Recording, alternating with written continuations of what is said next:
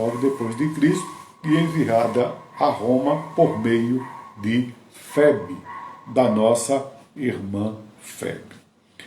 Terceiro subtópico do primeiro tópico. Terceiro subtópico do primeiro tópico. O tema da carta. Vamos agora para o tema da carta. O grande tema de Romanos é a revelação de Deus contra o pecado e a justiça pela fé como base da justificação. Romanos mostra que todos são culpados diante de Deus e necessitam de salvação por meio de Jesus Cristo.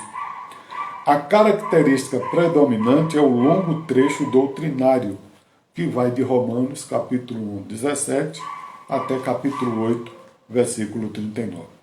O método de Deus em lidar com judeus e gentios individualmente é ilustrado nesse trecho doutrinário e sua relação na dispensação e apresentada a seguir. Romanos 9, 1 a 11, 36. Glorificado seja o nome de Jesus.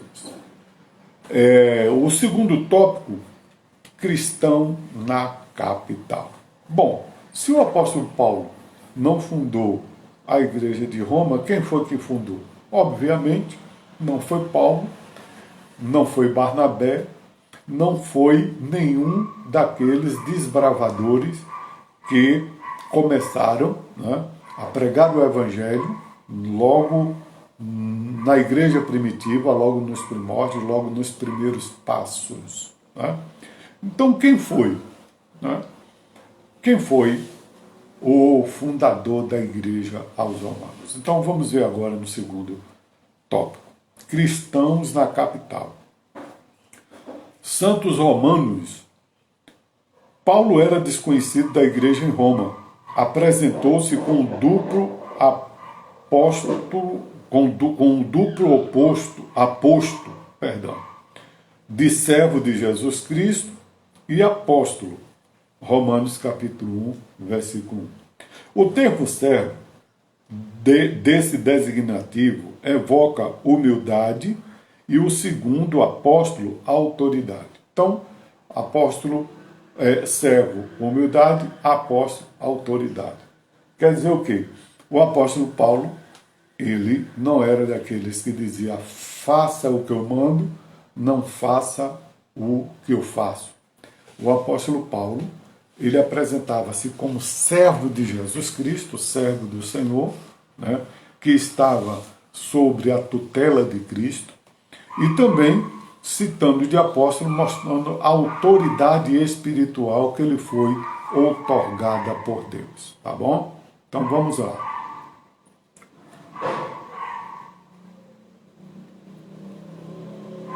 O versículo 7 se articula com o primeiro. Paulo a todos os cristãos de Roma eram também alvo do amor de Deus. Crentes cujo amor para com Deus ecoava alto, eram santos, não em termos de santidade adquirida por sua conduta irrepreensível, mas porque a vocação divina os separou para que brilhem no mundo e a realidade posicional de cada crente. Então, é muito importante, irmãos, nós comentarmos um pouco sobre isso, né? Por causa da Igreja Católica Apostólica Romana, pelo motivo da Igreja Católica Romana, ela está entranhada na cultura brasileira, né? Porque foi a primeira igreja cristã, a primeira igreja que fala de Cristo, né? Que veio desde o tempo da colonização, por intermédio dos colonizadores, né? Que vieram aqui para o Brasil. Então, como na Igreja Católica Apostólica Romana, o santo é aquele que atingiu o ápice da perfeição, né? Os santos católicos, entre aspas, segundo a doutrina católica, foram aqueles homens, aquelas mulheres humildes, devotas, que renunciou a bens, renunciou à vida, que correu risco, foi perseguido para defender a causa, pregar o Evangelho. E daí eles passam por um processo, né, de beatificação, até que chega, depois de um longo processo, que o Papa, lá em Roma, declara santo. Então, fica impregnado na nossa mente que santo é uma pessoa perfeita, que santo é uma pessoa que não comete pecado, que santo é uma pessoa... E destoa, né, do sentido bíblico da palavra santo. Né? Originalmente, a palavra santo quer dizer separado. Né? Foi separado. Os santos não são os perfeitos. Né? Por que os santos não são os perfeitos? Porque aqueles que chegarem à estatura de varão perfeito, que isso se dará após a ressurreição, né, quando recebermos um corpo incorruptível. Então, só atingirão a estatura de varão perfeito depois do ato da ressurreição todos aqueles que dormiram em Cristo, desde da velha aliança, aguardando na esperança do Salvador, como Jó declara nos Salmos, no seu livro, né? Livro de Jó, capítulo 19, 25. Mas eu sei que o meu Redentor vive e por fim se levantará sobre a terra. Então, aqueles, né, que ao ressuscitar, o apóstolo Paulo explicou detalhadamente, escrevendo a carta aos Tessalonicenses, aqueles que ressuscitarem ao ouvir o toque da trombeta, porque o arcanjo tocará a trombeta, e os que dormiram em Cristo, esse dormir aí é um eufemismo, né? Quer dizer, aqueles que morreram, mas usa a palavra dormir, que é um eufemismo, é um recurso gramatical para suavizar uma palavra mais forte, né? Aqueles que dormiram em Cristo ressuscitarão primeiro, depois nós, os que estivermos vivos, seremos transformados no abrir e piscar de olhos, né? E assim estaremos para sempre com o Senhor, nos encontraremos com Ele. Então, ao atingirmos a estatura de varão perfeito, aí já não seremos mais santos. Por que não seremos mais santos? Porque não vai haver mais separação. Automaticamente, a separação que vai haver depois que atingirmos a estatura de varão perfeito serão os salvos, que estarão em estado de glória, e aqueles que não foram escritos seu nome no livro da vida e foram lançados no lago de fogo e enxofre. Esta é a segunda morte, ou seja, a danação eterna. Né? Mas no convívio de vida, porque o sentido de vida é isso. Né? O sentido de vida o sentido de vida não está unicamente na existência, mas está em uma vida de prazer, uma vida de alegria, uma vida de paz, de harmonia com o Senhor. Né? Então, a palavra santo, né? A palavra santo, a pessoa pode ser santo e cometer pecado. Eu vou dar um exemplo.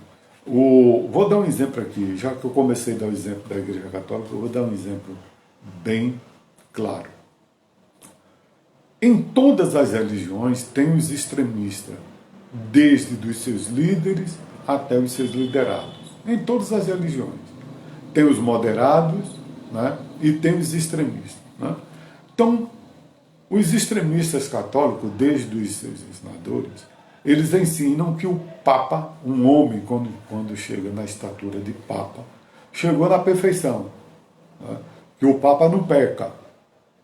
Mas recentemente nós vimos que o Papa é tão humano, tão falho, tão sujeito, né, à fraqueza, como qualquer um. Ele estava abençoando, dando a benção ali aos fiéis, e teve uma que puxou pelo braço dele. Né? Obviamente aquilo doeu, machucou ele, e aquilo ali, ele se irritou, né? Que é uma reação natural. Né? E por um impulso, né? Ele teve ele arrastou o braço, ele deu uma bronca, né? Até por impulso, né? Obviamente doeu, ele sentiu a dor, né? Daquela maneira brusca que foi feito. E isso foi manchete no mundo todo. Né? É por causa disso que essa palavra que eu estou dizendo, eu estou condenando o Papa?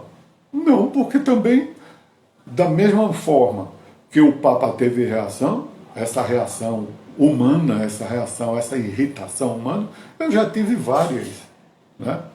Quantas vezes a gente não se irrita, né, com uma palavra, com uma coisa?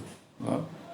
Então, o santo são aqueles que a palavra, o sentido perfeito da palavra santo, são aqueles que aceitaram a Jesus como seu Salvador e renunciaram à sua vida de pecado. O santo não vive uma vida de pecado, porém ele pode cometer um pecado. Ele pode, ele peca, ele pode não, ele peca. Né? São percalços. Ele não deveria, mas peca. Né? Quando o apóstolo Paulo, em uma certa ocasião, ele disse: miserável homem que eu sou, as coisas que eu quero fazer não faço, mas as coisas que eu quero fazer não faço, mas as coisas que eu não quero fazer, acabo fazendo. Né? Então, mas são aqueles que não vivem. Né? Quando um santo acontece de cair no pecado de adultério, ele é convertido, ele vai o quê? Ele vai confessar o pecado, ele se humilha, ele se arrepende e deixa, abandona. Já o que não é santo, ele já leva uma vida de pecado, ele até tem uma, duas, três amantes e vive pecando. O pecar para ele faz parte do seu cotidiano, da sua vida. E os que são santos, não. Os que são santos, quando acontece dele pecar, né, automaticamente ele arrepende-se, confessa o pecado e deixa. Né? Vamos lá. Segundo tópico, primeiro subtópico perdão. Segundo tópico, boa reputação. Segundo subtópico do segundo tópico, boa reputação. Não se conhece a origem da comunidade cristã de Roma. Não existem indícios de que foi estabelecida por Pedro, pois não está historicamente comprovado que Pedro tenha visitado a capital do império. Né? Então, nenhum historiador ele corrobora, né, com essa narrativa de que Pedro esteve na capital e que Pedro quem fundou a igreja em Roma. Nem Eusébio de Cesareia, nem Flávio Josefo e nenhum outro. Eu citei esses dois que são os mais conhecidos e que temos várias obras dele. Né? Então, se não foi Pedro, se não foi Paulo, não foi Barnabé, quem foi? Ora, o Evangelho, apesar de não ter registro de igrejas na Etiópia, né, no livro de Atos dos Apóstolos, mas com certeza teve muitas. E quem levou o Evangelho para lá? Né? Eu não vou dizer nem que foi o etíope, porque o etíope já veio lá da Etiópia, né, lá do reino da rainha de Sabá, já tinha vindo, né, para adorar o Senhor, para participar da festa. Ele já era um judeu, ele já era um prosélito, né, já havia se convertido ao judaísmo. Né, e, obviamente, ao ter um encontro com Filipe, então ele glorificado